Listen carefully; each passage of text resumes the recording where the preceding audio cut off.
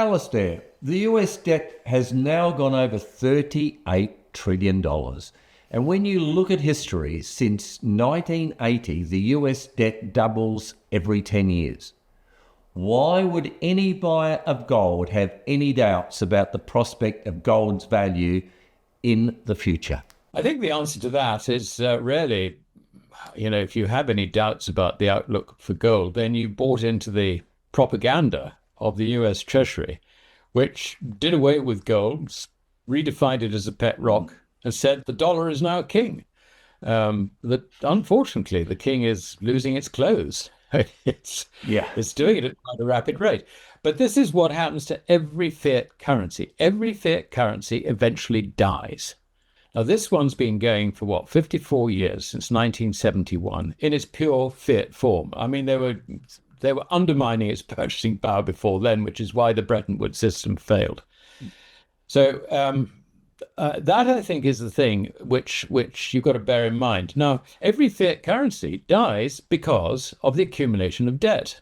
Yep. The whole point about a fiat currency is the government or the king or the prince or whatever, the dictator, basically wants to expand his spending beyond the level which would be tolerated by taxation. And that's precisely why, as you put it, Daryl, the US government debt has been doubling every 10 years, whatever.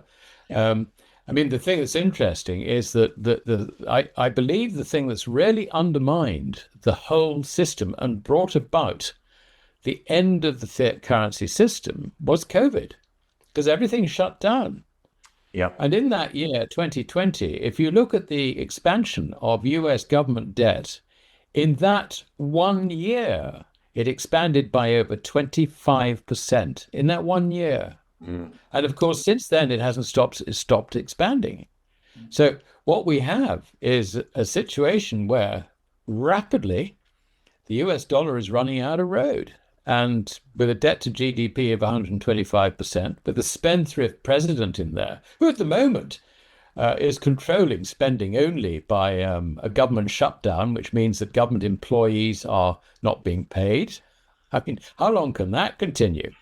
And of course, once the shutdown ends, which it'll have to end, then what happens to government debt then? It soars.